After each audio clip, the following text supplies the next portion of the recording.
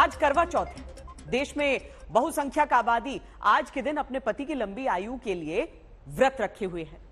चंद्रमा को देखकर पूजा की जाती है, वो चंद्रमा जिसका अल्पसंख्यक समुदाय के लोगों के बीच बड़ा महत्व है। चंद्रमा हर धर्म का है, लेकिन हर धर्म को मानने वाले नागरिक एक तय हुए नियम से चले, ये देश में विवाद का, राजनीति का, वोट लेने का, विरोध का, प्रदर्शन का विषय बन जाता है। जैसे कर्नाटक में कॉलेज में हिजाब बैन का विवाद है, जो आज सुप्रीम कोर्ट में 2 जजों की बेंच के बीच बटे हुए फैसले की वजह से घूमकर फिर से उसी जगह पर लौट कर आ गया जहां से शुरू हुआ।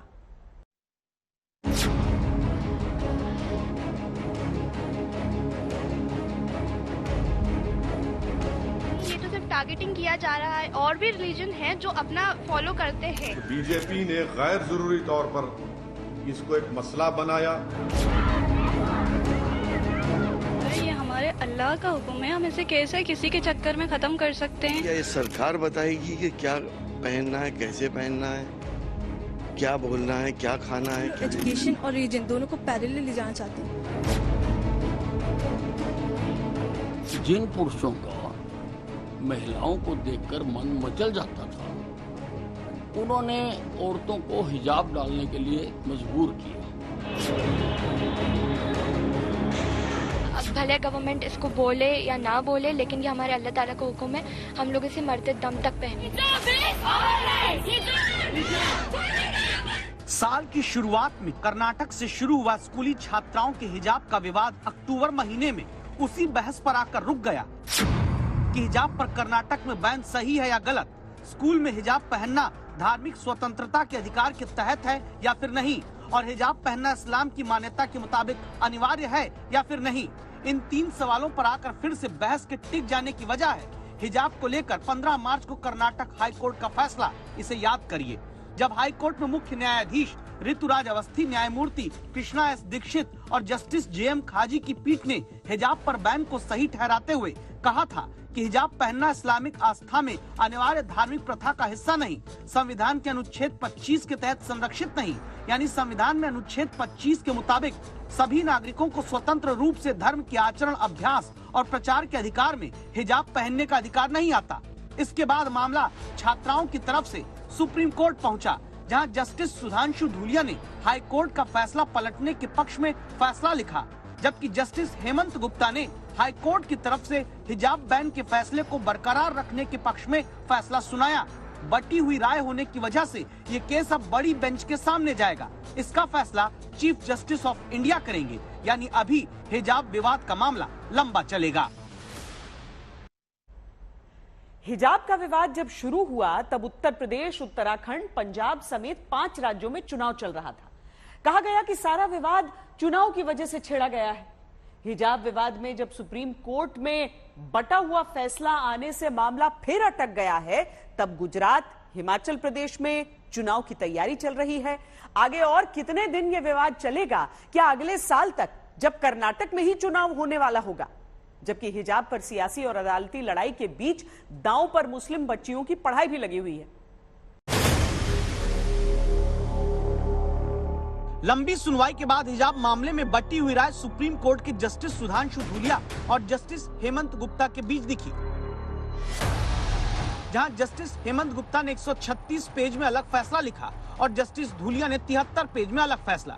जस्टिस हेमंत गुप्ता अपने फैसले में लिखते हैं कि धर्मनिरपेक्षता को अलग तरीके से समझना होगा। धर्मनिरपेक्ष गतिविधियों में धर्म का अतिक्रमण स्वीकार नहीं किया जा सकता। जस्टिस धूलिया लिखते हैं कि स्कूलों में अनुशासन जरूरी है, लेकिन स्वतंत्रता और गरिमा की कीमत पर नहीं। स्कूल के दरवाजे पर किसी कॉलेज की छात्रा से हिजाब उतारने की बात कहना उसकी निजता और गरिमा का हनन है।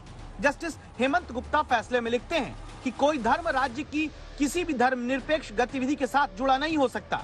तो जस्टिस धूलिया ने अपने फैसले में लिखा कि हिजाब पहनना याचिकाकर्ता छात्राओं की आस्था और मान्यता के मुताबिक उनकी धार्मिक और सामाजिक मान्यता और विश्वास का हिस्सा है।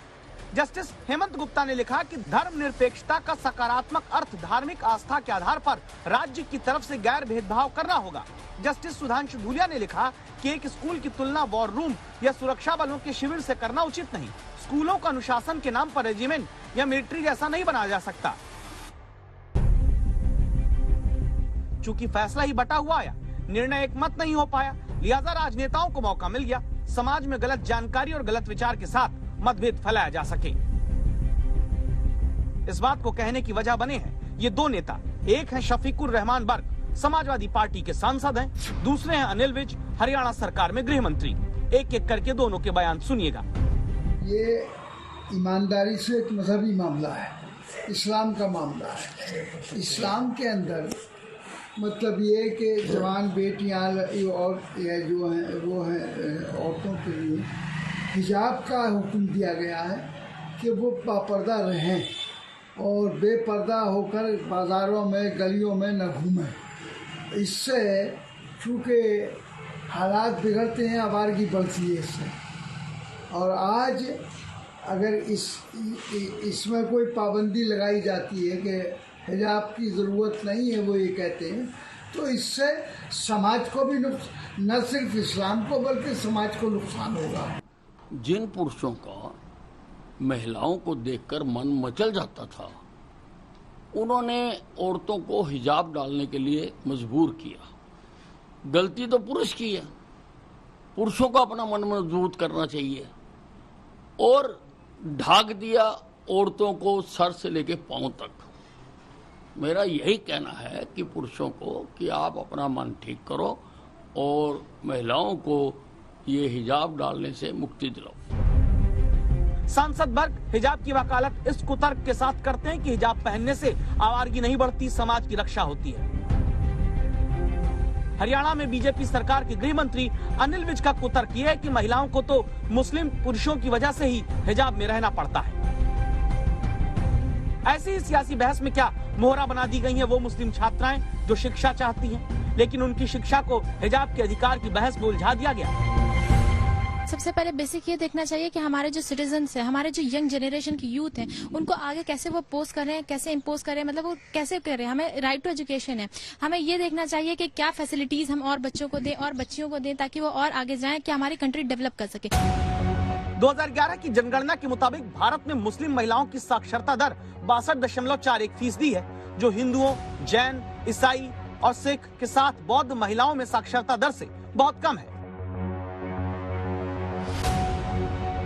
राष्ट्रीय सैंपल सर्वे 2017-18 कहता है 19% मुस्लिम लड़कियों ने जल्दी शादी की वजह से पढ़ाई छोड़ी। रिसर्च कहती है कि गरीबी के कारण मुस्लिम परिवार जल्दी शादी कराते हैं। हिजाब विवाद के बीच शिक्षा हासिल करने से बच्चियां दूर होंगी तो परिवार शादी भी जल्दी करा देंगे। तब क्या मुस्लिम लड़कियों की पढ़ाई छूटने की दर और बढ़ जाएगी? यही चिंता सुप्रीम कोर्ट में सुनवाई करने के बाद हिजाब बैन के खिलाफ फैसला देने वाले जस्टिस सुधांशु धुलिया को भी हुई, जिन्होंने लिखा है कि इस मामले का फैसला करते समय जो बात मेरे दिमाग में सबसे महत्वपूर्ण थी वो थी लड़कियों की शिक्षा। ये सामान्य बात है कि पहले से ही एक लड़की को मुख्य रूप से ग्रामीण क्षेत्रों और अर्ध शहरी इलाकों में बहुत कठिनाइयों का सामना करना पड़ता है। स्कूल जाने से पहले उसे अपनी माँ की दैनिक कार्यों में सफाई और बर्तन धोने में मदद करनी पड़ती है। अन्य कठिनाइयां भी हैं। क्या हम उसके जीवन को बेहतर बना रहे हैं? इस टिप्पणी को सोचिए और समझिए।